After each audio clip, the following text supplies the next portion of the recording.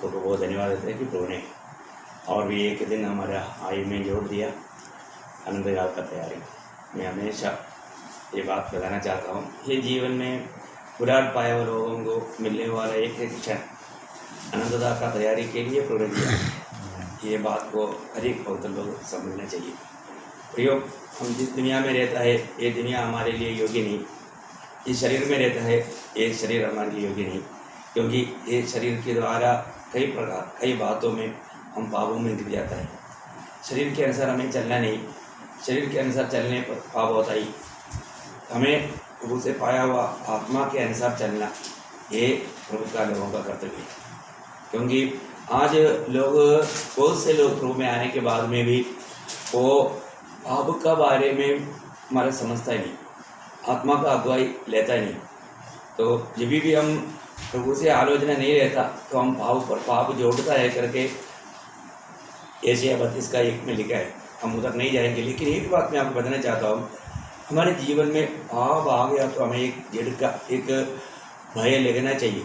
भजन संहिता में 4 अध्याय का 4 वचन की शुरुआत में हम देखता है, कांपते रहो और पाप मत करो, भाव मत करो। कांपते रहो और भाव मत करो, क्योंकि हमेशा हमारे जीवन में पाप हमारा प्रभु के साथ का सन्निधि को तोड़ देगा, उस उद्धार का आनंद को नष्ट करेगा।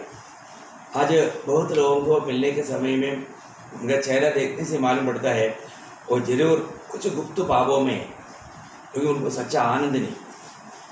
प्रियो, हमारा आनंद अगर चले जाता है तो उसका एक ही कारण है, जरूर वो व्यक्ति प्रभु के साथ का नाता से दूर हो गया। अब हमेशा हमें प्रभु से दूर करेगा, प्रभु हमको इस्तेमाल नहीं कर पाएगा। एक पापी व्यक्ति को प्रभु कभी इस्तेमाल नहीं करता।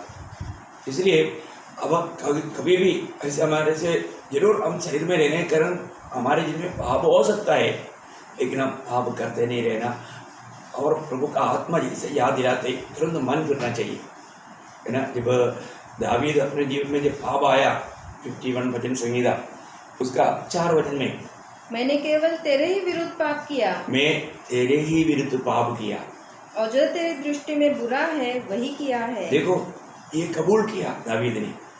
दावीद अपने जीवन में एक समय तक वो पाप छिपा कर चला।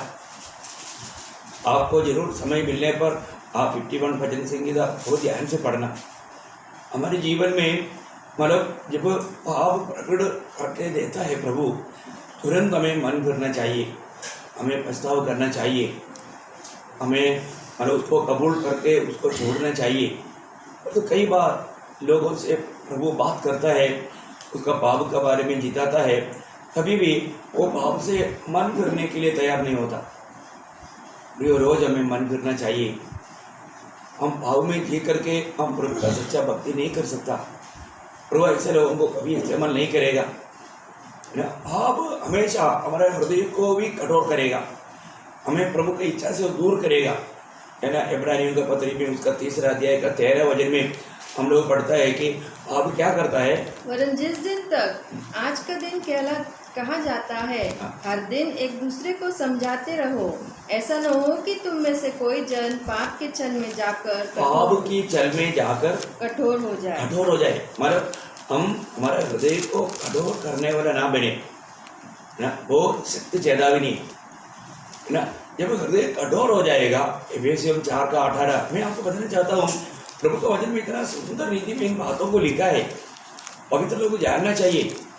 एक व्यक्ति अगर मतलब शैतान की धोखे में आकर के लोग पाप करता है, परंतु मतलब पाप करने के बाद में उनको जानना चाहिए, वो जाने अनजाने हृदय कठोर हो जाएगा।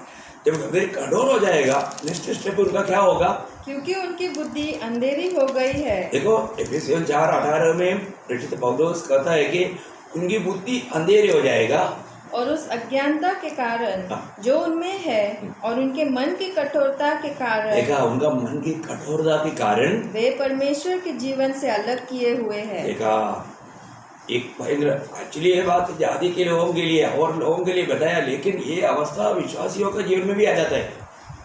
हमें ये बात को जानना, अगर हम अभी भी भाव में जीवन बिताता है तो प्रभु हमें इस्तेमाल नहीं करेगा। आज बहुत लोगों को प्रभु इस्तेमाल नहीं कर पाता। क्योंकि अभी तक वो अपने पापों से मन फिरता ही नहीं। उद्धार पाने के बाद वापस वो पाप में गिरते जा रहे हैं। एक एक दिन कितना पाप कर रहा है उनको भी मालूम नहीं है ना। वो मतलब आपको मालूम है, प्रभु के लक्ष्य से फिसल जाना उसको पाप बोलते हैं। आज आप प्रभु की लक्ष्य के अंदर है क्या? प्रभु जो चाहता है वो मार्ग में है क्या? आप प्रभु का जन्म कराना काफी नहीं, हम प्रभु का लक्ष्य में नहीं है तो हम पापों के मार्ग में है, मृत्यु के मार्ग में है। आप इसको हल्का नहीं जानना प्रियो। ये वचन में जो लिखा हुआ बात को जानो और मानो, वचन पर बना रहो, उनके आत्मा का अगुवाई लो। कैसे भी जीवन बिताना वो मसीह जीवन नहीं। आज बहुत से लोगों का जीवन को देख करके बहुत दुख लगता है कि लोगों को मानो कितना अधिक मतलब प्रभु की इच्छा जानने में, उस इच्छा में बना रहने में कितना उत्साह चाहिए। क्योंकि हमारा कोई भी योग्यता के कारण प्रभु ने हमें नहीं चुना है, हम किसी प्रकार के अभी लायक नहीं था। इतना अनोखा बुरा पाने के बाद में, उद्धार पाने के बाद में हम कैसे जीवन बिताना चाहिए प्रभु? जैसे प्रभु चाहता है ऐसा आज मैं जीवन बिताता है क्या? प्रभु मुझे अपनी महिमा के लिए इस्तेमाल कर पा रहे क्या? हमें इस बात को परखना चाहिए। प्रभु मैं आपको बोलना चाहता हूँ, हम प्रभु का उपयोगी बर्तन बनना। जब दूसरा तिमोथी दूसरा अध्याय उसका 19 से 21 तक मतलब तिमोथियस को लिखते वक्त पौलुस कहता है, दूसरा तिमोथी दूसरा अध्याय का 19 से 21, तो भी परमेश्वर की पक्की नींव बनी रहती है और उस पर यह छाप लगी है, प्रभु अपने को पहचानता है। प्रभु अपने लोगों को पहचानता है। और जो कोई प्रभु का नाम लेता है, देखा, जो कोई प्रभु का नाम लेता है वह अधर्म से बचा रहे, वो अधर्म से, पाप से, बुराई से बचा रहे। बड़े घर में न केवल सोने चांदी ही के पर काठ और मिट्टी के बर्तन भी होते हैं, कोई कोई आदर और कोई कोई अनादर के लिए। यदि कोई अपने आप को इनसे शुद्ध करेगा। यदि अभी यहाँ पर एक घर में कई प्रकार का, कई दाम का, कई मतलब मेटल का बर्तन रहता है, उसको अलग अलग यूज है।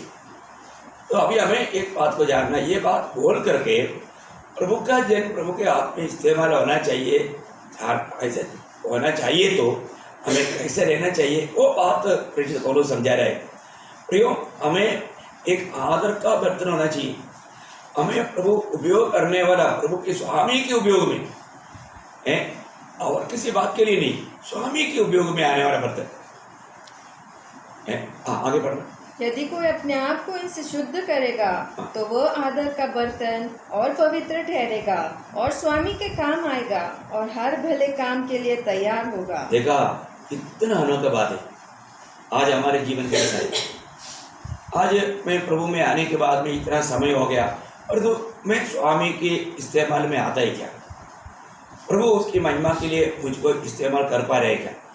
ये बात को हमें जानना, फिर दिन बहुत जल्दी पार हो जाएगा है। परंतु हम लोग किस बात की तैयारी कर रहे हैं?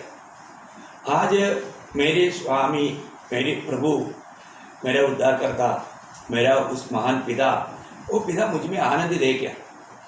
पिता का दिल को आनंद करने वाला एक बेटा बेटी है क्या मैं? ये बात को हर एक लोग जांचना चाहिए। अभी लॉकडाउन पीरियड में ज़्यादा से ज़्यादा भजन पे भी दर्पण के सामने मैं कई बार बताया, हम जो दर्पण में देखता है, दर्पण देखने के लिए नहीं देखता, हमें देखने के लिए देखता है मैं कैसा है। उसी प्रकार जो वचन है हमारा सच्चा, हमारा प्रभु के सामने हमारा अवस्था दिखाने वाला आत्मिक दर्पण, उस दर्पण के सामने जब हम देखता है तो हमारा सच्ची अवस्था हमें दिखता है। तो आज मेरी अवस्था कैसा है? अभी ये वचन सुनने के समय में आपको मालूम है, जो व्यक्ति पाव में जीवन में जाता है उनको वचन सुनने का तो कितना इच्छा नहीं रहेगा, वो एक पर्टिकुलर रूप में सुनते हैं। और तो जो वास्तव में जो प्रभु का जन है वो वचन सुनने के टाइम पर कभी कभी रोता है, आंसू बहाता है, वो अपने जीवन में नया निर्णय लेता है, अपने जीवन को अपने आप को नम्र और दीन करता है। नया निर्णय में प्रभु को अधिक महिमा देने के लिए वो अपने आप को समर्पण करता है। आज हम इतना वचन सुनते हैं, ये वचन सुनने के बाद में वो वचन हमारे जीवन में कार्य करता है क्या? कभी भी हमने वचन सुनने के बाद में प्रभु के आत्मा ने हमको हमारे गलती याद दिलाया है तो उसके लिए हमने आंसू बहाया क्या? प्रार्थना किया है क्या? जरूर करना प्रियो। हमें रोज मन करना चाहिए।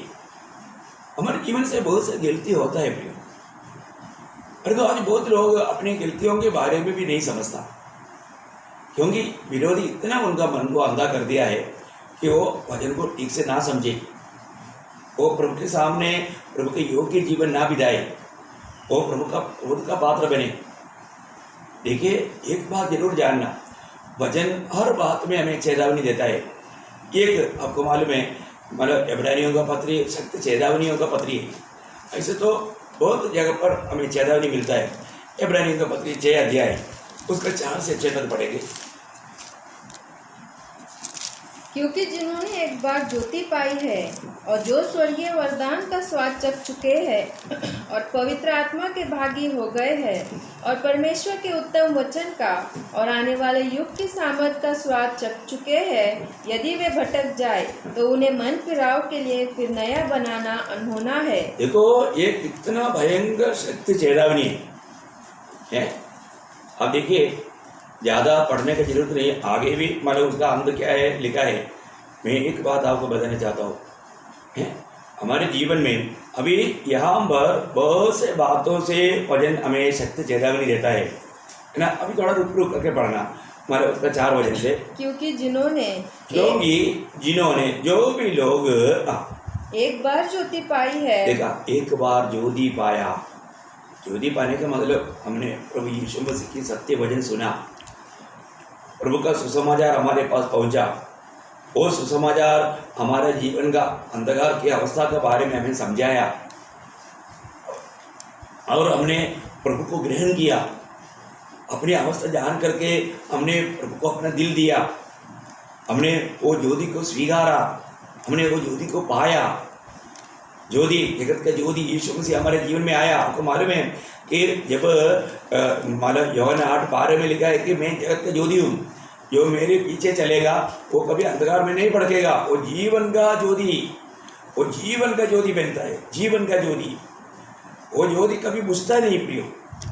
आप देखिए, मेरे को मतलब एकदम मैं जो प्रार्थना कर रहा था और मैंने बहुत बड़ा बोझ दिया, मैं इसलिए आपको इसको मतलब थोड़ा बोझ के साथ मैं बताना चाहता हूँ।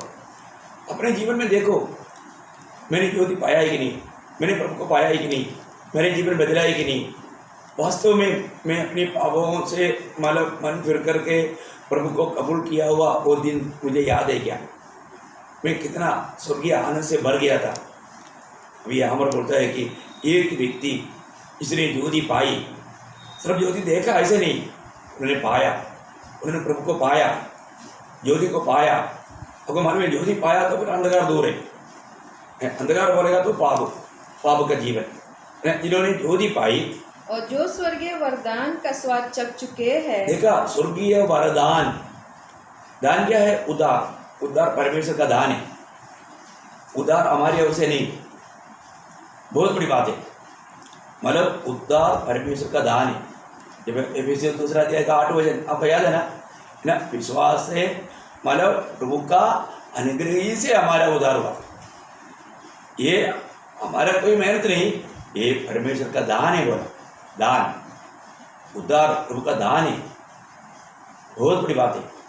हमने कोई भी व्यक्ति अपना अच्छा कामों से हमने उद्धार नहीं पाया, प्रभु का अनुग्रह से उद्धार पाया। ये प्रभु ने हमें दान दिया, हम इसका योग्य नहीं है। हम लोग कितना भी परिश्रम करेगा तो भी हमारा उद्धार नहीं हो सकता था। सबको मालूम है, उद्धार पाए हुए लोगों को उद्धार का बारे में वापस एक बार समझाने की जरूरत नहीं। प्रयोग, ये ज्योति हमारे पास आया, हमारे अवस्था हमने जाना, हमने इवन मन फिरावट तक प्रभु ने दिया ना। जब रोमियो 2:4 में लिखा है, परमेश्वर की दया तुझे मन फिरावट को सिखाती है। परमेश्वर की दया हमारे ऊपर उंडेला तभी हम मन फिरा।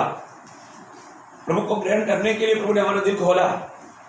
तो इसी प्रकार जब हमने उस दान पाया है ना, उद्धार पाया, प्रभु के आत्मा का दान पाया है ना, ये भी आत्मा भी एक दान है ना। जो भी व्यक्ति प्रभु को ग्रहण करता है उसको वायदा में दिया हुआ पवित्र आत्मा का दान मिलता है। बहुत बड़ी बात है, हमने वो दान पाया। वहाँ पर हम लोग तुमने उस दान को, उस स्वर्गीय दान को, मतलब तुमने उद्धार को अनुभव पाया। उद्धार एक दान है, पवित्र आत्मा एक दान है। जब मतलब प्रेरितों का काम उसका दूसरा अध्याय का 38 वचन में मतलब जाने के लिए नहीं, लेकिन वो बात को आपको और भी गहराई में समझने के लिए मैं आपको बताना चाहता हूँ। वहाँ पर दूसरा अध्याय का 38 वचन में क्या बोला? पतरस ने उनसे कहा, हाँ। मन फिराओ और तुम में से हर एक अपने अपने पापों की क्षमा के लिए यीशु मसीह के नाम से बपतिस्मा ले, तो तुम पवित्र आत्मा का दान पाओगे। देखो, पवित्र आत्मा का दान पाओगे। पवित्र आत्मा भी दान है, पवित्र आत्मा का दान पाया है। देखिए वहाँ पर वापस एक बार इब्रानियों में आएंगे, वो छोड़ना नहीं, उसका 6 अध्याय का 4 वचन वापस पढ़िए। क्योंकि जिन्होंने एक बार ज्योति पाई है, एक बार ज्योति पाया, और जो स्वर्गीय वरदान का स्वाद चख चुके हैं। देखो स्वर्गीय वरदान, एक्चुअली यहाँ का मेन विषय उद्धार है। हमने उद्धार पाया। आपको मालूम है एक व्यक्ति का जीवन में नया जन्म होना, उद्धार पाना पड़ेगा तो एक मतलब एक असंभव है, वो संभव होकर के मिल गया, उद्धार पाया। और आगे और पवित्र आत्मा के भागी हो गए हैं। देखा आगे लिखा है पवित्र आत्मा का भागी हो गया, मतलब हमें पवित्र आत्मा भी मिल गया, मैं और वो भी दान मिला। ये भी हमारा कोई खूबी के कारण नहीं, ये भी प्रभु ने हमें अपना हमारा आत्मा दिया। आत्मा के द्वारा नया जन्म हुआ, प्रभु ने हमें अपना आत्मा दिया। उस आत्मा के द्वारा प्रभु ने हमें मतलब एक प्रकार अभिषेक किया, एक प्रकार हमें छाप डाला है ना, एक प्रकार प्रभु हमें बयाने में दिया, मतलब एक प्रकार प्रभु ने मतलब मैं और आप में प्रभु का है ये बात को सिद्ध किया है ना। प्रभु की आत्मा भी पाया, प्रियो प्रभु की आत्मा को पाया बोलने का अर्थ प्रभु को पाया, बहुत बड़ी बात है। ये सब आने के बाद आगे और परमेश्वर के उत्तम वचन का और आने वाले देखो, परमेश्वर का उत्तम वचन, प्रभु का सत्य वचन। आज आपको मालूम है बिना मिलावट का इतना सत्य और पवित्र वचन प्रभु हमें पिला रहा है, हमें दे रहे हैं। इतना सच्चा रीति में वचन पाने के बाद में भी हमारा अवस्था क्या है?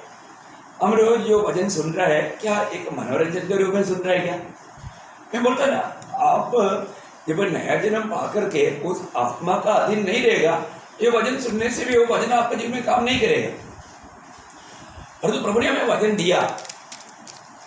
एक समय में प्रयोग वचन अपनी अपनी भाषा में पढ़ने के लिए नहीं था, और तो आज का पीढ़ी के लोग इतना धनी लोग हैं कि प्रभु ने हमें अपनी भाषा में, अभी भी दुनिया में कितनी भाषाओं में बाइबल नहीं पी, उनमें से कितने लोग किसी न किसी प्रकार प्रभु को पाने के बाद में वो अपनी भाषा में बाइबल मिलने के लिए चाहता है, बाइबल मिलने के लिए चाहता है। मैं एक बात आपको बताना चाहता हूँ, बहुत से ऐसे कुछ बात है कि हमारे दिल में तड़प होता है। मैं तो जब भाई आचमानी के बारे में जब सुना तो उन्होंने खुद मतलब कोई किताब नहीं लिखा, परंतु उन्होंने कहा हुआ बातों से दूसरे लोगों ने जो लिखा है, और उसका जो भी किताब मलयालम में मिलता था वो किताबें में कितना भी मिलता है तो मैं उसको बहुत पसंद किया और बहुत चाहा। मैं आपको बताना चाहता हूँ, मतलब हमारा आत्मिक जीवन का ये मतलब हर बात को छू लेता है। अभी उनका बहुत से है जो कि इंग्लिश से मलयालम में परिभाषा नहीं कर पाया, तो वो मैं अभी भी चाहता है कि प्रभु को जितना भी प्रकाश मिला वो प्रकाशों को प्राप्त करने के लिए कोई ना कोई किसी के रीति में किसी द्वारा वो मलयालम में भी अगर परिभाषा होता तो कितना अच्छा होता। मैं बहुत बार चाहा। उसी प्रकार ये वचन है, ये वचन अभी हमारे भाषा में अगर नहीं मिला होता तो हम प्रभु की इच्छा कैसे मालूम करता? हमारे प्रति प्रभु की इच्छा क्या है वो बात वचन में मैंने प्रकट किया है। आज प्रभु हमसे बात करने वाला एकमात्र माध्यम प्रभु का वचन है, वो वचन के द्वारा बात करता है। आज प्रभु और किसी रीति में कोई दर्शन या और कोई स्वप्न के द्वारा बात नहीं करता, अब क्लियर वचन के द्वारा बात करता है। और ये वचन में जो भी लिखा सत्य लिखा है, हर एक बात अनंत काल की बातें यहाँ पर प्रकट करके दे दिया प्रभु ने। अभी एक नया रेवलेशन और किसी को देने की जरूरत नहीं। इसलिए मैं आपको बताना चाहता हूँ, आज इस वचन हमें प्राप्त हुआ। प्रभु के लोगों को जरूर प्रभु के चुने हुए लोगों को प्रभु वचन के द्वारा बढ़ाता है। और वचन आप वहाँ से पढ़ना वचन और आने वाले युग की सामर्थ का नहीं आप उससे पहले से आप 5 वचन से पढ़िए। परमेश्वर के उत्तम वचन का, परमेश्वर का उत्तम वचन का और आने वाले युग की सामर्थ का। देखा, आने वाला युग का सामर्थ्य, मतलब आपको मालूम है स्वर्ग राज या परमेश्वर का राज का महत्व, वो महत्व को तक नए जन्म पाया हुआ लोगों को प्रभु ने अनुभव में दिया।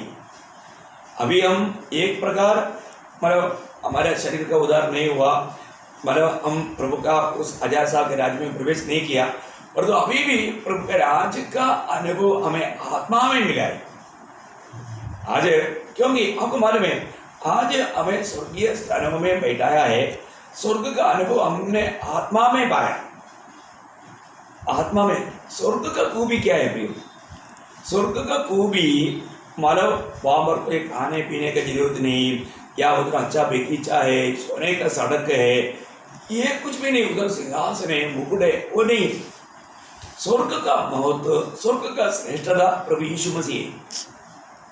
यीशु मसीह जहाँ पर नहीं है वो स्वर्ग नहीं। तो सबसे बड़ी बात है कि अब स्वर्ग को स्वर्ग बनाने वाला व्यक्ति प्रभु यीशु मसीह है। और आज वो यीशु मसीह कहाँ पर है? आज प्रभु यीशु मसीह हमारे आत्मा में है। इसका मतलब आत्मा में हमें वो स्वर्ग का अनुभव पाना चाहिए। आज आत्मा में हम स्वर्ग का अनुभव पा रहे हैं कि नहीं? यीशु मसीह जहाँ पर है वो स्वर्ग है, वो स्वर्गीय अनुभव में है, वो स्वर्गीय आनंद में है।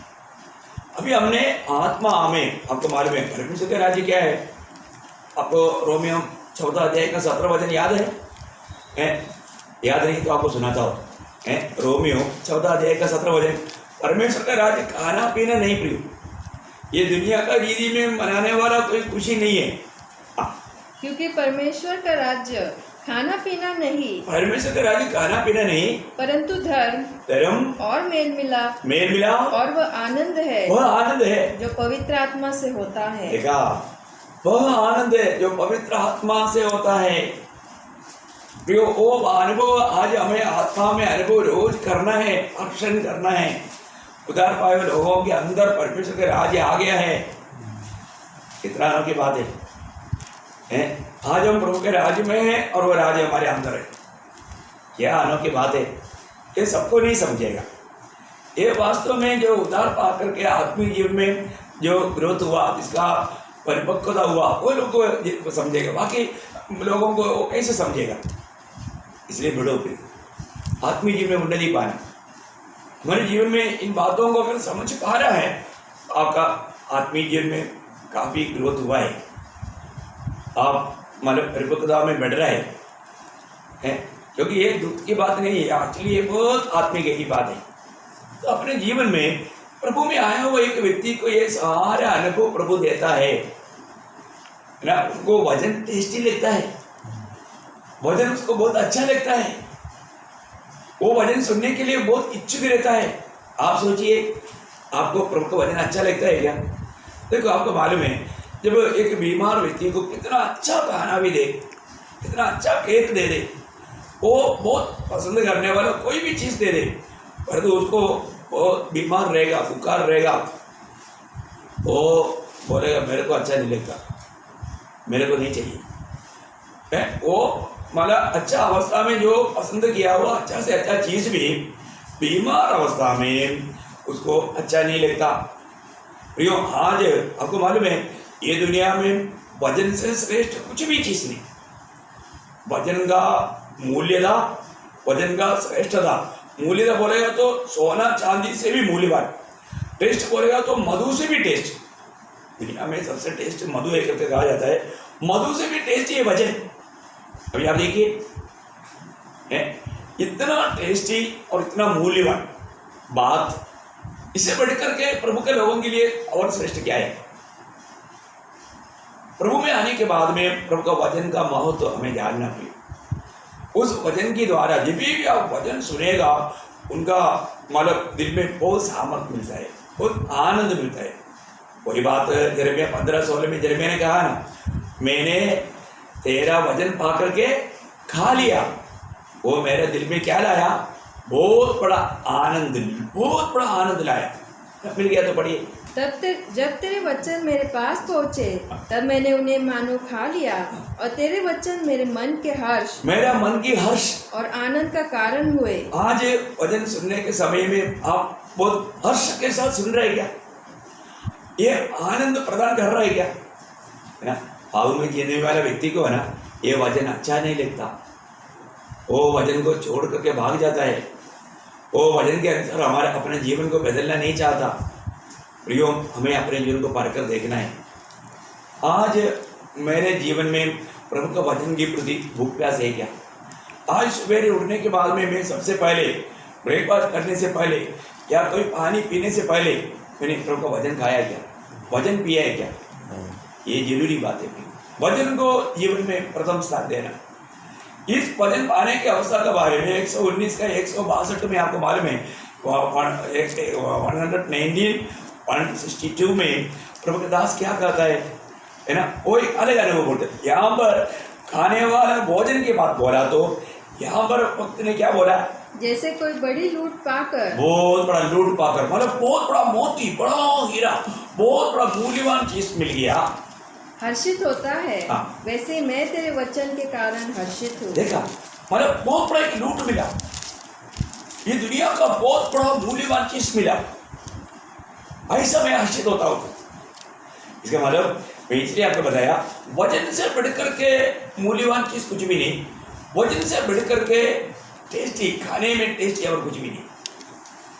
आपने अपने जीवन में वो अनुभव आ रहा है तो आपका आत्मीय जीवन बराबर मसीह चाहने वाला उस अवस्था में बढ़ रहा है। इस वचन के अलावा आप कभी भी मसीह के रूप नहीं बन सकता। प्रभु को खाने का अर्थ हमें वचन को खाना है, ये वचन में बना रहना, ये वचन को अमल करना, ये बहुत बड़ी बात है। मैं इसलिए आपको वचन का बहुत श्रेष्ठता कई बार आप लोगों को बताया, आज भी मैं आपको बताना चाहता हूँ। यहाँ पर इस वचन के द्वारा आने वाला अनंत काल की बात का भी आपने प्रकाश पाया था, अनुभव पाया था, उसमें आनंदित हुआ था। वो व्यक्ति के बारे में एक चेतावनी वहाँ पर है, वो बात है, मतलब दोनों का बात है। आप अभी 6 वचन से पढ़िएगा। यदि वे भटक जाए तो उन्हें मन फिराव के लिए फिर नया बनाना अनहोना है। देखो, बहुत भयंकर बात है, भयंकर चेतावनी है प्रिय। अभी वो 5 वचन से वापस एक बार पढ़िएगा। और परमेश्वर के उत्तम वचन का और आने वाले युग की सामर्थ का स्वाद चख चुके हैं। यदि वे भटक जाए, यदि वो भटक जाए या पीछे हट जाए, वो पीछे हट जाए, मतलब उस अवस्था से वो पीछे चले जाए, प्रियो, इससे बड़ा खतरनाक बात कुछ भी नहीं। आज मेरे जीवन में प्रभु के साथ संगति में, प्रभु के वचन की भूख प्यास में, प्रार्थना जीवन में, पवित्र जीवन में मेरा अवस्था कैसा है? कई बार आपको मालूम है ना, जो व्यक्ति जब साइकिल चलाने के लिए सीख गया, सीखने के बाद में कई लोगों का एक स्वभाव रहता है, वो मतलब वो हैंडल से हाथ छोड़ देता है, फिर ऐसे चलाता है, यहाँ करके गिर जाता है। छूट लेने के बाद में कुछ दिन सावधान रहेगा, वापस शुरू करेगा, ऐसा बच्चों का अवस्था रहता है। प्रियो, हमारे जीवन में मतलब प्रभु का वचन के प्रति हमारा भूख प्यास, संगति के प्रति हमारा भूख प्यास, प्रार्थना के प्रति हमारा भूख प्यास, एक सच्चा पवित्र जीवन के प्रति हमारा भूख प्यास, प्रभु की इच्छा जानने में, उस इच्छा में बना रहने में हमारा भूख प्यास अगर थोड़ा भी हट जाता है तो वहां पर बाइक राइडिंग शुरू हो जाता है। ये हृदय में होता है, आपको मैं बहुत बार बताया, हृदय में जिसको विश्वास त्याग है, ऐसा सारे काम करने में वो मतलब धीमा हो जाता है, सुस्त हो जाता है। वो वचन बाद में पढ़ेंगे, प्रार्थना बाद में करेंगे, संगति में आज नहीं कल जाएंगे, मतलब सारे बात आत्मिक बातों को बाद के लिए रखेगा, और एक आत्मीय जन प्रभु की बातों को पहला स्थान देगा, प्रथम स्थान देगा। तो अगर प्रभु वचन यहाँ पर शक्ति चेतावनी ये देता है, ऐसा कोई मानव व्यक्ति अगर पीछे हट गया है तो वचन कहता है ऐसा लोगों को मन फिराव के लिए फिर नया बनाना अनहोना है। बाप रे, क्या करें?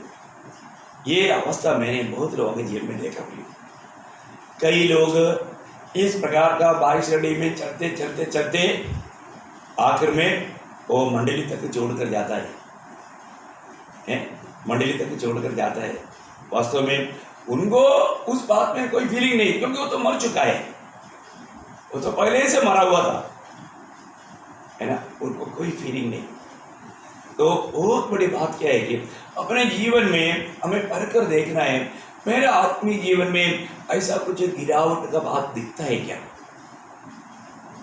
ऐसे लोगों को मन गिरावट में लाना असंभव है। वो लोगों को समझाने के लिए जाने वाला गिरने का खतरा रहता है, और ऐसा अवस्था मैंने कई लोगों के जीवन में देखा भी, है ना। बाइक इतना जल्दी बाइक नहीं होता भी, वो बहुत दिनों के बाद है, वो शायद कई साल के बाद में प्रकट में आता है बात।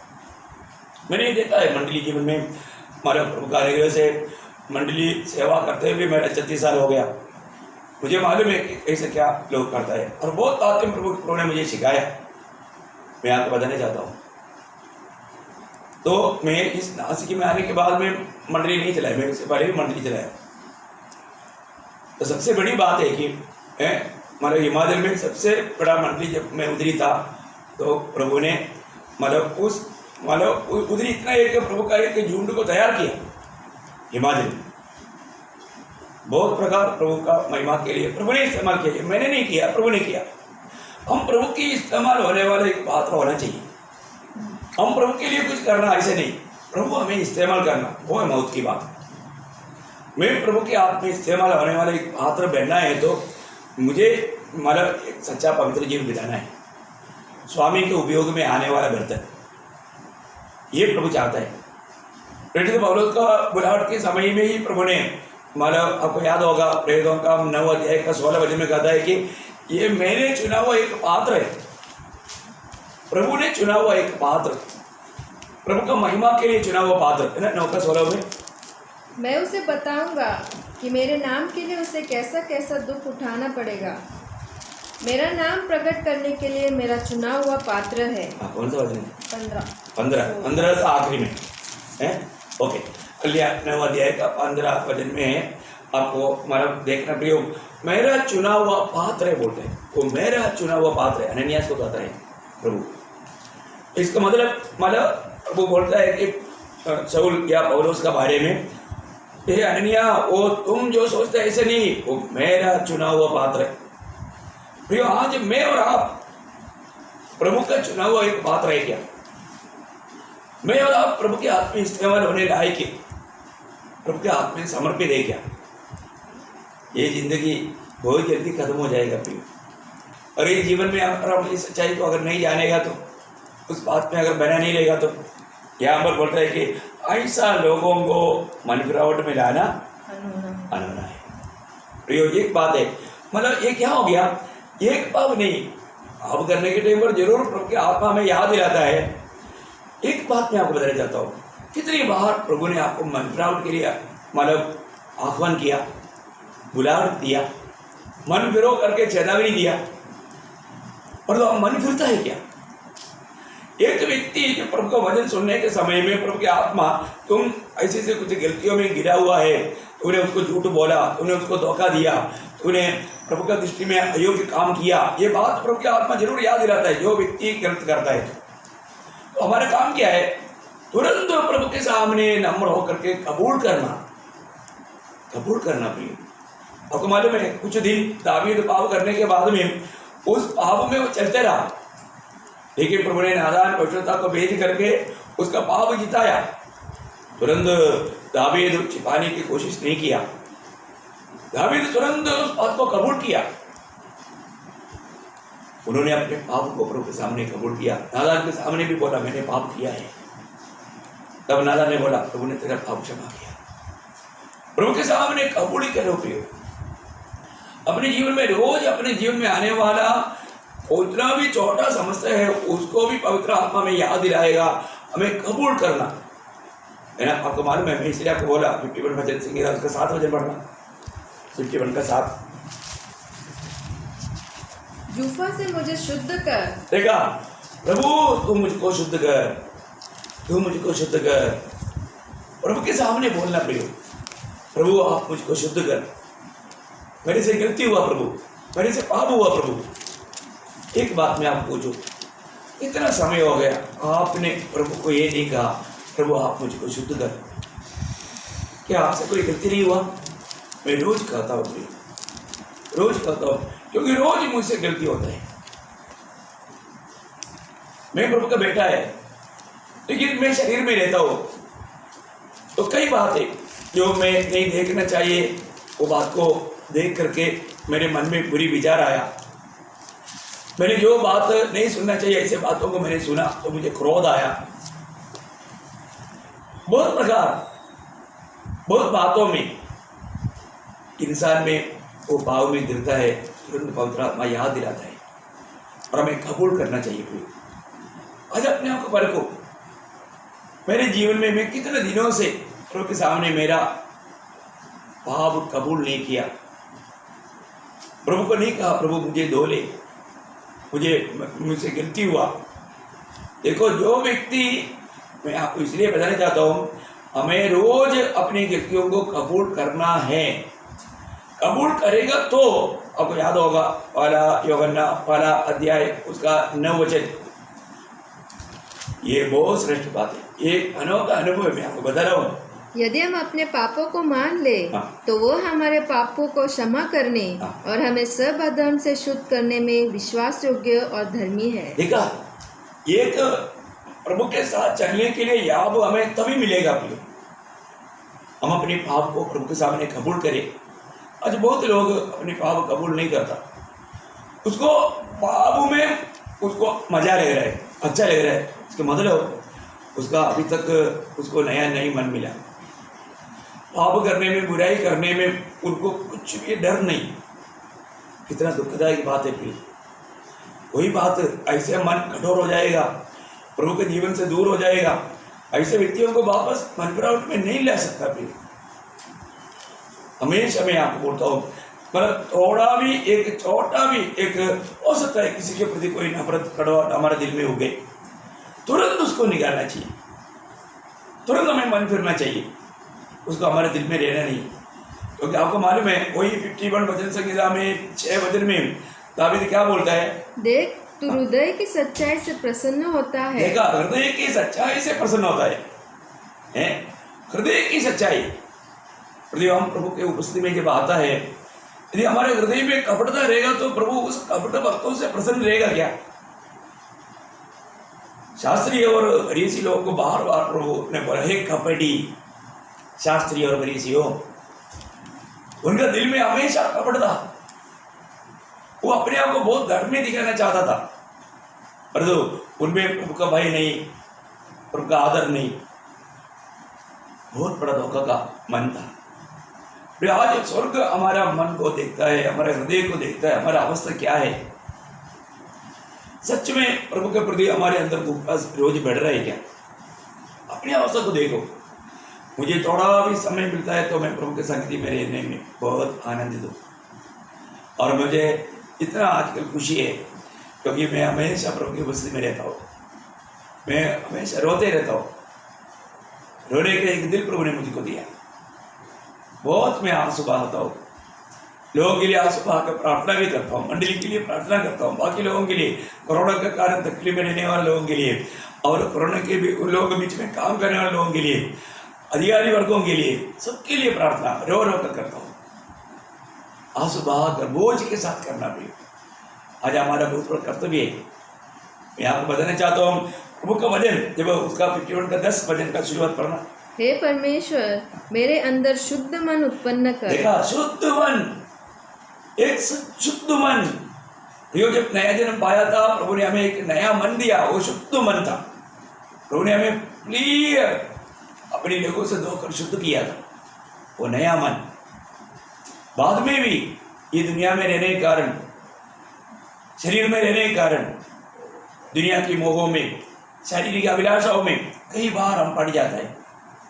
प्रियो, हमारे जीवन में हमें परखना, ऐसे अवस्थाओं में हम प्रभु को दुख दिया, हमारा मन अशुद्ध हो गया, हमारा मन भाव में बढ़ते गया। प्रियो, ऐसे अवस्था आज है कि नहीं परखो। क्या मालूम, आज प्रभु का आत्मा इसी रीति में मालूम प्रोत्साहन दे रहा है। प्रियो, शायद हो सकता है आज के दिन प्रभु का आगमन हो। एक बात मैं आपको पूछूं, अब कितना समय हो गया प्रभु को गुस्से में एक टूटे हुए दिल के साथ आकर के आंसू बहा करके प्रभु से बात किया, बोझ के साथ प्रार्थना किया। मैं आपको किसी को भी कोई दोष नहीं लगा रहा हूं, ऐसा मत सोचना। परंतु मैं इन दिनों में मैं अनुभव करने वाला एक बात है, प्रभु को मसीह में उस पवित्र पिता के सामने हम आने के योग्य नहीं। महायाजक डरते हुए कांपते हुए अति पवित्र स्थान में जाते थे, उससे बढ़कर के एक पदवी में आज हमें प्रभु ने लाया और हम बहुत हिम्मत के साथ जा भी सकता है, लेकिन हम उस प्रभु के बस्ती में जाने के टाइम पर प्रभु का दिल को आनंद करने वाला एक दिल हमारा है क्या? एक शुद्ध मन है क्या? किसी प्रकार का कोई मतलब हमें दोष लगाने वाला मन है क्या? हमारे हृदय का अवस्था क्या है? साथ ही साथ उसी अध्याय में 51 का 17 पढ़ना। टूटा मन परमेश्वर के योग्य बलिदान है। हे परमेश्वर, तू टूटे और पिसे हुए मन को तुच्छ नहीं जानता। देखो प्रियो, आपको मैं बहुत नम्र विनती करता हूँ, आज आप घर में हैं तो आप थोड़ा ये वचनों को सुनने के बाद में प्रभु के बस्ती में अकेला में घुटना टेककर प्रभु के साथ थोड़ा बातें करना और जरूर प्रभु का कालवरी सूर्य का वो प्यार को याद करना। जिस महान प्रभु ने सारा सृष्टि को अपने शब्द में मिलाने वाला महान सामर्थ्यवान महान परमेश्वर, महिमा धारण किया हुआ अगम्य ज्योति में रहने वाला है ना, और प्रभु स्वर्गदूत है, किरूबीम सराफीम और स्वर्गदूत आराधना करने वाला इतना महान परमेश्वर मेरे लिए क्या बना है? वो मुझको बचाने के लिए, मुझे उस अनंत आग से छुड़ाने के लिए प्रभु मेरे लिए क्या बना। और वो प्रभु ने मुझे एक नया सृष्टि बनाया, प्रभु का बेटा बनाया, तो मैं कितना कैसा पवित्र जीवन बिताना चाहिए। आज मेरा दिल कैसा है? मैं एक सच्चा पवित्र भावना के साथ, पवित्र दिल के साथ मैं प्रभु को बस्ती में आ पाता है क्या? प्रभु मुझ में आनंद दे क्या? जरूर पारखो प्रियो, प्रभु के लिए, प्रभु का संगति के लिए, प्रभु का वचन के प्रति, पवित्र लोगों के प्रति हमारे अंदर आनंद है क्या? मैं बहुत आग्रह करता हूँ प्रियो, आज ये वचन सुनने के बाद अपना दिल को परखो। मेरा जीवन में मैं कहीं मेरा मन कठोर तो नहीं हुआ? मुझे प्रभु के प्रति, प्रभु का वचन के प्रति प्रार्थना जीवन, पवित्र जीवन, प्रभु की इच्छा जान करके उस इच्छा में बना रहना, इन बातों में मैं कहीं पीछे तो नहीं गया। मैं प्रभु से आभारी है। मैं प्रभु को उसी में जब भी घुटना टेकता हूँ, प्रार्थना करता हूँ, एक टूटा हुआ मन मेरा है, आज ही पर कल के लिए मत रखो और एक टूटा हुआ दिल के साथ प्रभु के साथ बात करो। अगर आप अभी अच्छा निर्णय लेगा, अनंत काल में उसका इफेक्ट रहेगा। अगर आप अच्छा निर्णय नहीं लेगा तो अनंत काल के लिए नुकसान रहेगा, क्योंकि ये सब प्रभु में प्यार करने के कारण प्रभु हमसे कहता है। मैं आशा करता हूँ जरूर आपसे प्रभु आपकी अवस्था जान करके, मेरा अवस्था जान कर प्रभु ने मुझसे बात किया। जो भी दिन आपके मतलब आपके साथ बात करना होता है, उस समय में मैं प्रभु के साथ बात करके आपके लिए जो भी संदेश पा करके आता हूँ। ये मेरी इच्छा नहीं, आपके बारे में हर प्रकार हम प्रभु के आगमन की निकटता में है तो हमारे जीवन में जब पहला थिस्सलुनीकियों 5 अध्याय का 23 वचन में पढ़ता है, पहला थिस्सलुनीकियों 5 अध्याय का 23 वचन, शांति का परमेश्वर आप ही तुम्हें पूरी रीति से पवित्र करे और तुम्हारी आत्मा और प्राण और देह हमारे प्रभु यीशु मसीह के आने तक पूरे पूरे और निर्दोष सुरक्षित रहे। प्रियो, ये हमारा कर्तव्य है। हमें आत्मा में, हमारे प्राण में और हमारा शरीर में हमें पवित्र और निर्दोष रहना। हर बातों में हम कितनी बातों में फिसल जाते हैं। अभी प्रभु ने इतना अनोखा मौका बना कर दिया, प्रभु के संगति में रह करके मसीह में, मसीह के रूप बनना, यीशु मसीह की स्वभाव में, यीशु मसीह की जीवन में रोज बढ़ते जाना, बहुत अनोखा बात है। प्रभु आपको बहुत आशीष दे। मैं और एक बार जल्दी से जल्दी आने वाला प्रभु यीशु मसीह की अति पवित्र नाम में आपको मसीह बन रहता हूँ। मैं ये सारे बात आपको एक आउटलाइन डाल रहा था, मेरे को मालूम नहीं आज इतना लंबा खींचा गया। अभी अपना विषय पर आएंगे। मैं आपको आशा करता हूँ हम लोग प्रभु के आगमन तक तो थामा रहना चाहिए, उस बात में हम प्रभु यीशु मसीह के नाम को थामा रहना चाहिए। प्रभु यीशु मसीह के नाम की क्या क्या महत्व है, सविशेषता है, वो बात को हम पिछले दिनों में देख रहा था। आपको मैंने उसमें से आपको प्रभु यीशु मसीह के आगमन तक थामा रहने वाला जो मैंने तैयार किया 7 बातों में, पहली बात का 7 बात का 5 बात मैंने आपको बताया। आपको याद होगा, मैं आपको याददाश्त के लिए एक बार दोहराता हूँ। पहली बात, वो नाम से हमारा उद्धार है। दूसरी बात, उसी नाम से हमारा संगति है। तीसरी बात, उसी नाम में प्रार्थना है। उस नाम का प्रार्थना ही स्वर्ग सुनेगा। इसके अलावा किसी के नाम से, कई लोग मरियम के नाम से प्रार्थना करते हैं। मरियम के नाम का प्रार्थना कर जाएगा क्या? हम पौलुस के नाम पर प्रार्थना करते हैं, पत्रोस के नाम पर, याकूब के नाम पर। नो नो नो नो, एक ही नाम का प्रार्थना स्वर्ग सुनेगा प्रिय। एक ही मध्यस्थ है ना। 1 तिमोथी 2:5 में लिखा है, परमेश्वर एक है, परमेश्वर और मनुष्य के बीच में एक ही बिचवाई है, 2 नहीं। वो वहां पर क्लियर लिखा है, वो प्रभु यीशु मसीह है ना।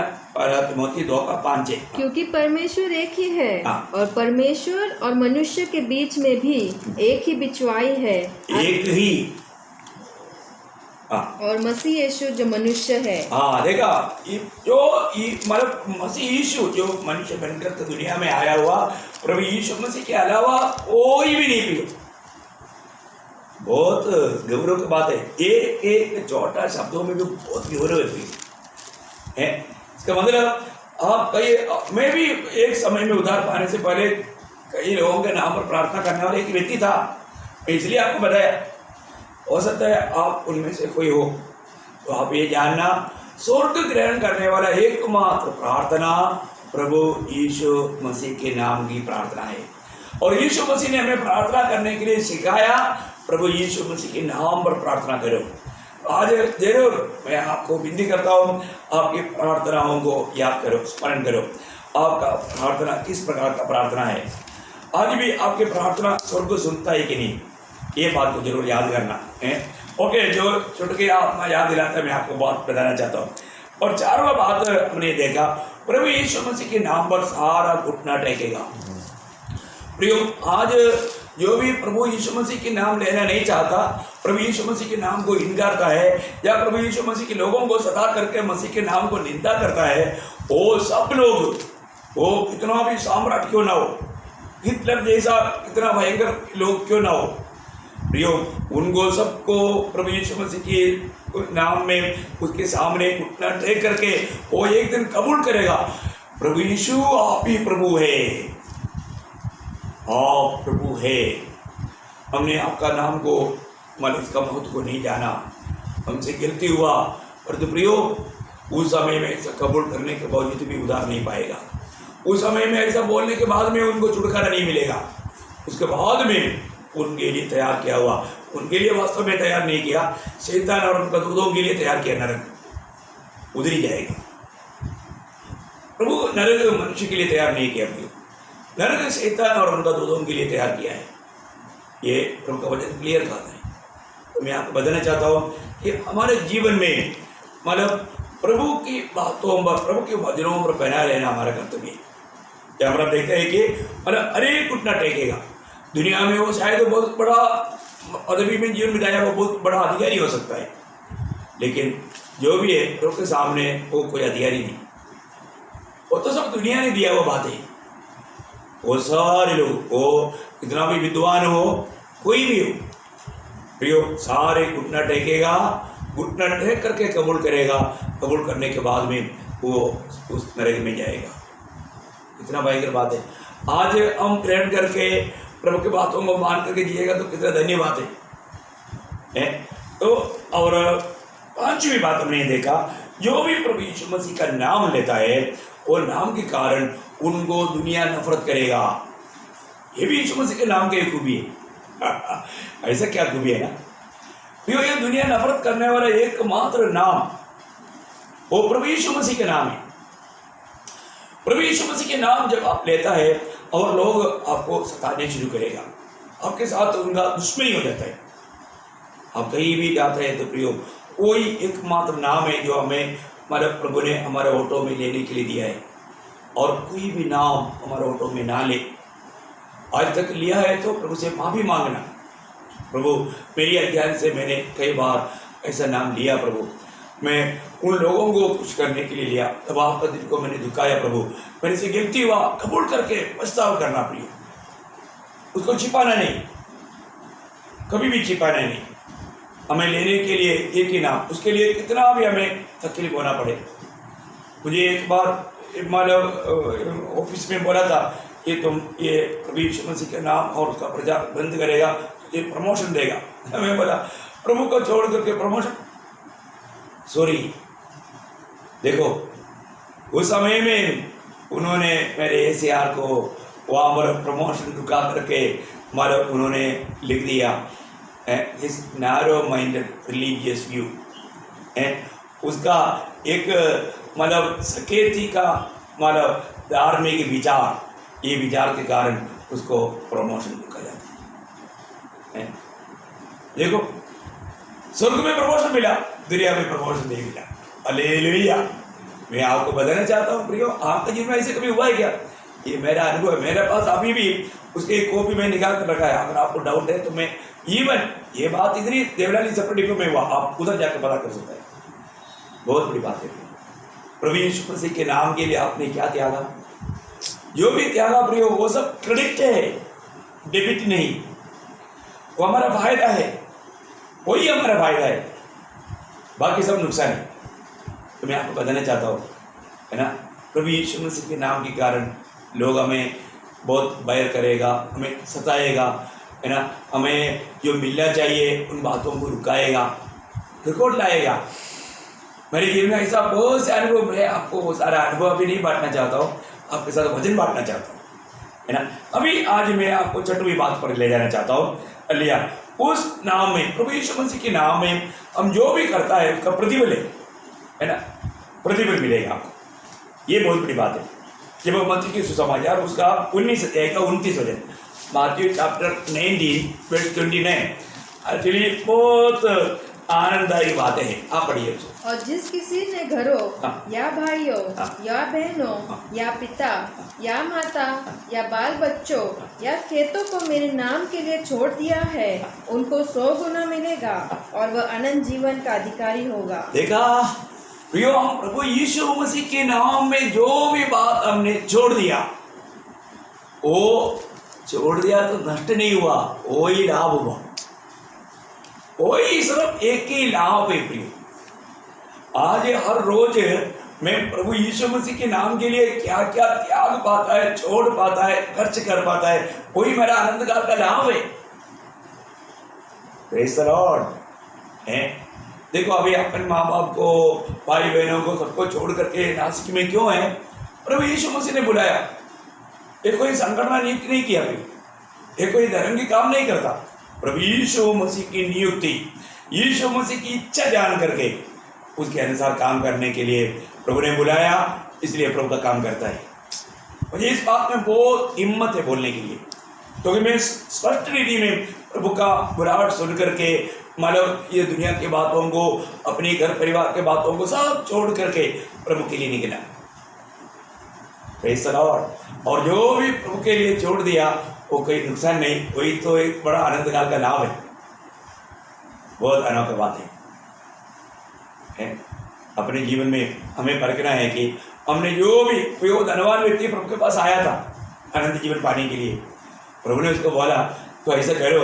आपको याद होगा ना, मरकुस का सुसमाचार में उसका 10 अध्याय का 21 वचन में हम एक अनोखा पॉइंट देखता है। प्रभु ने उसको प्रेम किया, प्रभु ने उसको प्यार किया। देखो आपको मैं बताऊं, जो सबसे गहरा बात प्रभु उन लोगों को समझाता है जिसको प्रभु प्यार करता है। ऐसे तो प्रभु सबको प्यार करता है, लेकिन वो प्यार से बढ़ करके एक अनोखा प्यार प्रभु हमें देना चाहता है। उस समय में प्रभु कुछ गहरी बात हमको बताता है। अभी वो धनवान व्यक्ति, वो जवान व्यक्ति, वो एक मतलब पदवी पाया हुआ व्यक्ति था। उस व्यक्ति को प्रभु ने बोला क्या करना तुझे? यीशु ने उस पर दृष्टि करके उससे प्रेम किया और उससे देखा, उससे प्रेम किया और उसे कहा, तुझ में एक बात की घटी है। देखो प्रियो, प्रभु कभी हमारा गट्टी बताता है तो उस पर निराश नहीं बना। कभी भी है ना, किसी को भी उनका गट्टी के बारे में बोलेगा तो उनको अच्छा नहीं लगता, उनको बहुत बुरा लगता है, गुस्सा आता है उनको। मैंने कई बार देखा कि कई लोगों को मतलब कुछ मतलब उनकी भलाई के लिए कुछ अच्छा बात बोलेगा तो उनको बहुत बुरा लगता है। प्रियो, मेरे जीवन में मेरे को बहुत प्यार करने वाले लोग कई बात बताया, मैंने उसको 100% उस बात को कबूल किया। मैं एक मतलब मेरे अनुभव में मैं बहुत बात बोल सकता हूँ। कभी भी प्रभु की महिमा के लिए जो भी कुछ कहता है प्रियो, वो हमें उत्साह से मानना चाहिए। मैं आपको बताना चाहता हूँ, अगर बाइबल कहता है तुम ये भी प्रचार करेगा, 100 किलो का बोरी मिट्टी का मतलब पत्थर का बोर मतलब पत्थर का एक पत्थर सिर पर रख के प्रचार करना बोला होता तो मैं ऐसा करता, तो ऐसा नहीं लिखा है, इसलिए ऐसा बात को लेकर नहीं किया। बोलेगा तो प्रभु ने कहा है तो ऐसे ही करना है, वो हमारा इच्छा के अनुसार अपनी सुविधा के अनुसार नहीं करना। देखो अभी यहाँ पर वो व्यक्ति को प्रभु ने ऐसे कहा, वो व्यक्ति का अवस्था क्या हो गया? तुझ में एक बात की घटी है, जा जो कुछ तेरा है उसे बेचकर कंगालों को दे और तुझे स्वर्ग में धन मिलेगा और आकर मेरे पीछे हो ले। इस बात से उसके चेहरे पर उदासी छा गई और वो शोक करता हुआ चला गया क्योंकि वह बहुत धनी था। देखा, स्वर्ग का धनवान बनाने के लिए प्रभु ने उसको मार्ग बताया है। आप देखिए कितना अनोखा बात है। आज हमें स्वर्ग में कितना धन्य है करके समझता है क्या? जितना भी हम प्रभु के नाम पर किया वो सब हमारा धन्य है। हमने वास्तव में उसको वो हमारे से गया ऐसा नहीं, वो हमारा अकाउंट में वो मिल गया।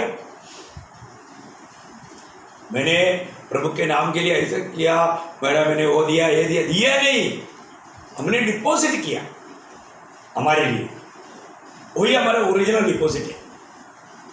कितना अनोखा बात है भैया। आप बारे को अपने जीवन में प्रभु ने जितना भी आशीष दिया वो सब खूब मजा किया ना, और जो प्रभु के लिए खर्च किया है, थोड़ा तनख्वाह ज़्यादा मिला तो डेली बिरयानी है, ये कीड़ा का भोजन बनने वाले शरीर को मोटा ताड़ा बनाया। इसके अलावा प्रभु का महिमा के लिए हमने इस्तेमाल नहीं किया। एक दिन भी मतलब उपवास करके उपवास में जो हमने छोड़ दिया था उसको भी प्रभु का महिमा के लिए इस्तेमाल किया कभी? बहुत दुख की बात है। हमारे जीवन में हम प्रभु की मार्ग को जानना भी हो। यहाँ तुम्हारा धन्य है, वहाँ तुम्हारा मन है। आज बहुत लोगों का मन स्वर्गीय बातों पर क्यों नहीं लगता? क्योंकि उनका जो भी बात है दुनिया में है, इसलिए वो दुनिया के पीछे लगा हुआ है। आपका मन भी बदलने दो, स्वर्गीय बातों पर मन लगने दो। प्रभु यीशु मसीह के नाम पर करना प्रिय, प्रभु यीशु मसीह के नाम पर करना। मैं एक दो बात और भी आपको पढ़ना चाहता हूँ। वही मतलब मत्ती 4 अध्याय का 42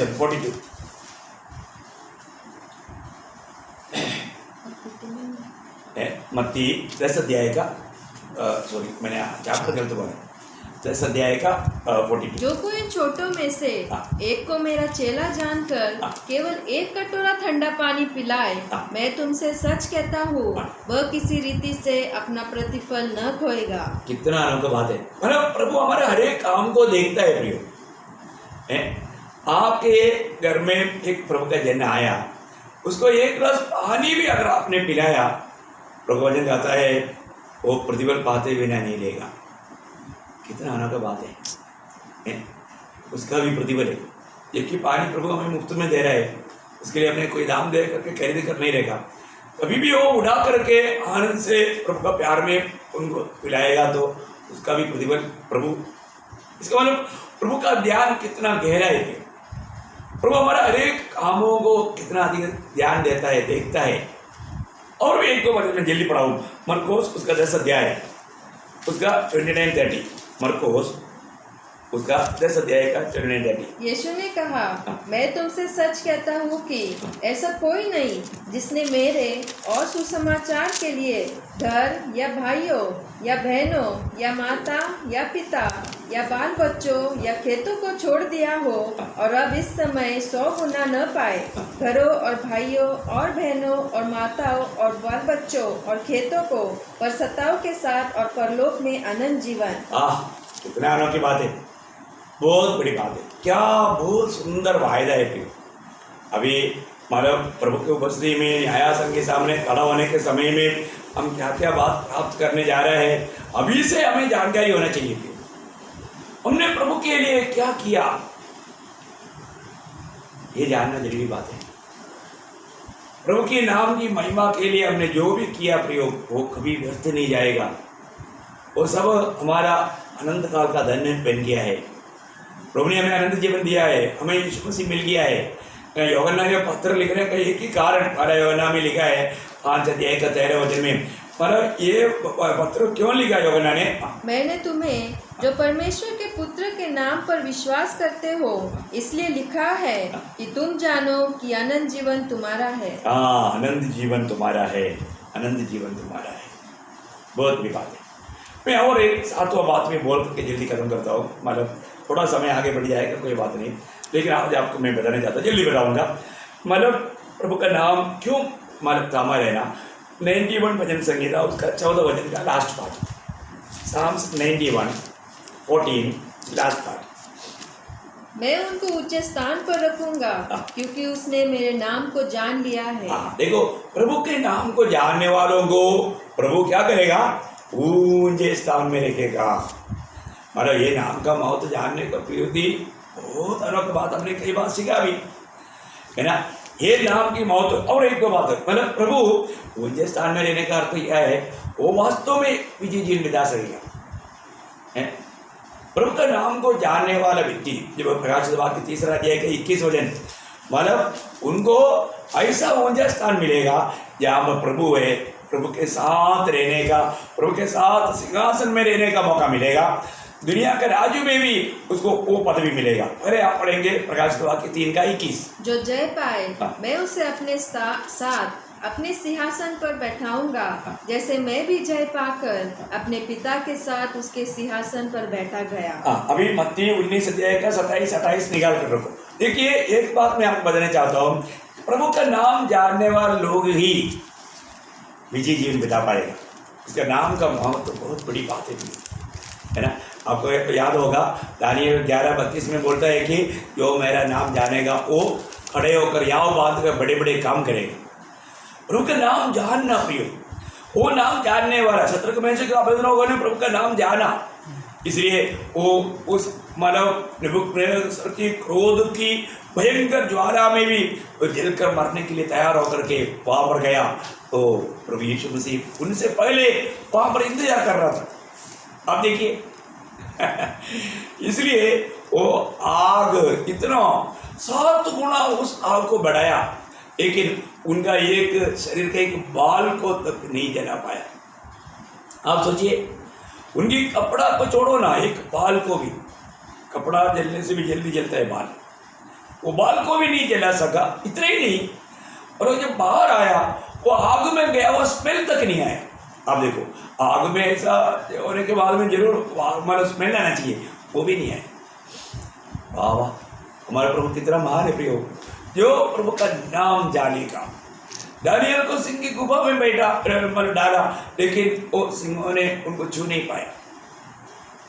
प्रभु का नाम जानो प्रियो, प्रभु का नाम जानना बहुत बड़ी बात है।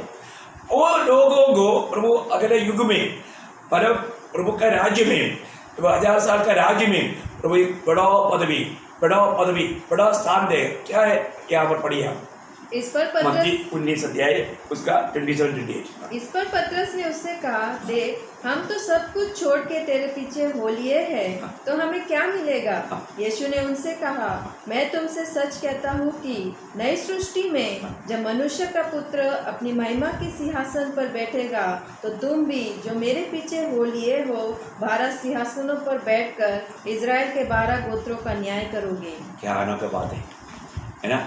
प्रेरित लोग इसराइल के 12 गोत्रों पर न्याय करेगा। प्रियो, आज मैं और आप प्रभु में विश्वास करके उस नाम को थामा रहेगा, तो उस युग में हम प्रभु के साथ राज करने वाला राजा बनेगा।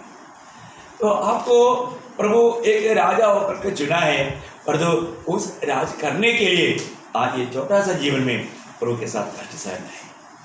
प्रभु यीशु मसीह के नाम को थामा रहना है। उसके नाम में कुछ भी मतलब प्रतिकूल होता है उसको सहने के लिए तैयार रहना है। क्या आप तैयार हैं? प्रियो, हमें बचाने के लिए, हमें इतना अनोखा पदवी में लाने के लिए प्रभु यीशु मसीह ने हमारे लिए मतलब मृत्यु सका, इतना बड़ा प्यार प्रभु ने हमें दिया।